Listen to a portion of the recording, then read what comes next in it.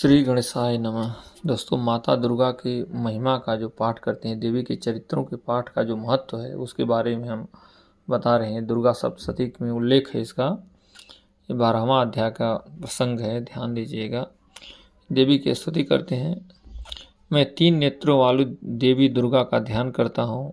उनके श्रीअंगों की प्रभा बिजली के समान है। वे सिंह के कंधे पर बैठी हुई भयंकर प्रतीत होती हैं। हाथों में तलवार और ढाल लिए अनेक कन्याएं उनकी सेवा में खड़ी हैं। वे अपने हाथ में चक्र, गदा, तलवार, ढाल, बाण, धनुष, पाश और तर्जनी मुद्रा धारण किए हुए हैं।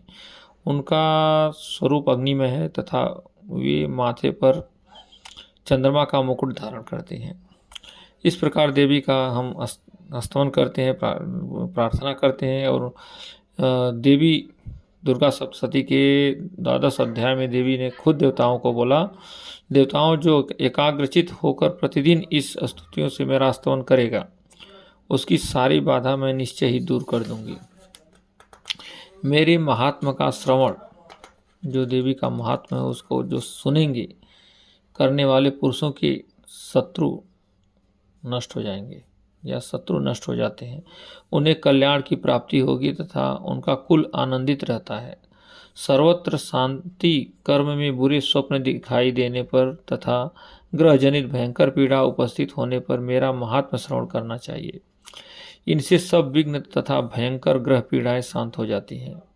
स्वयं दुर्गा देवताओं को बोल रही हैं, ये प्रसंग सुनिए। और मनुष्यों द्वारा देखा हुआ दुस्वप्न शुभ स्वप्न में परिवर्तित हो जाता है।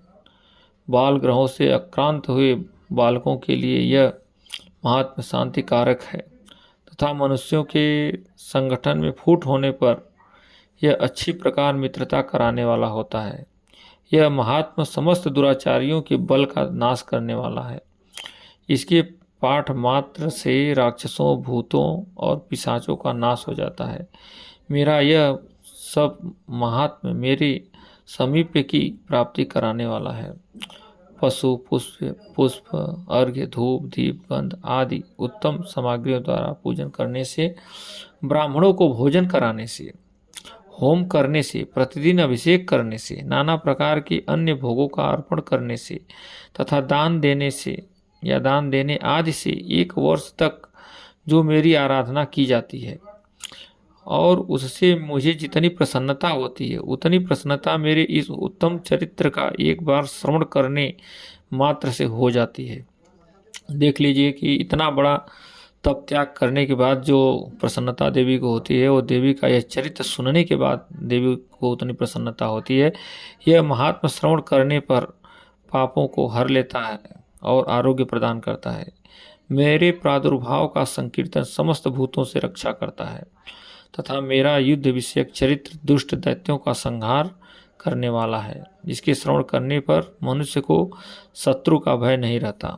देवताओं, तुमने और ब्रह्म ऋषियों ने जो मेरी स्तुतियाँ की हैं तथा ब्रह्मा जी ने जो स्तुतियाँ की हैं, वे सभी कल्याणमयी बुद्धि प्रदान करती हैं।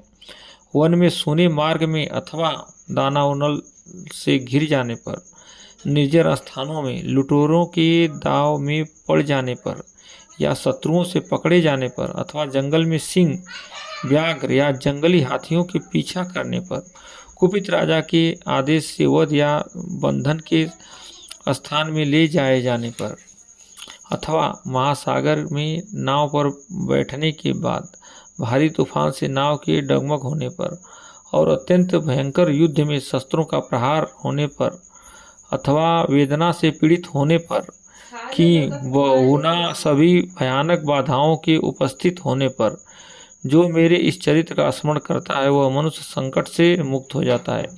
मेरे प्रभाव से सिंह आदि हिंसक जंतु नष्ट हो जाते हैं तथा लुटेरे और शत्रु भी मेरे चरित्र का स्मरण करने वाले पुरुष से दूर भागते हैं। इस प्रकार आगे का भी प्रसंग है, वो हम आपको आगे बताएंगे। देवी दुर्गा का अगर ये महात्मा श्रवण किया जा रहा है तो एक से एक ऐसे कार्य हैं जो वो अपने असंभव जैसे कार्य भी संभव होते चले जाएंगे। एक एक करके सब रास्ते खुलते जाएंगे। इसके आगे का प्रसंग हम बाद में बताएंगे। नमस्कार।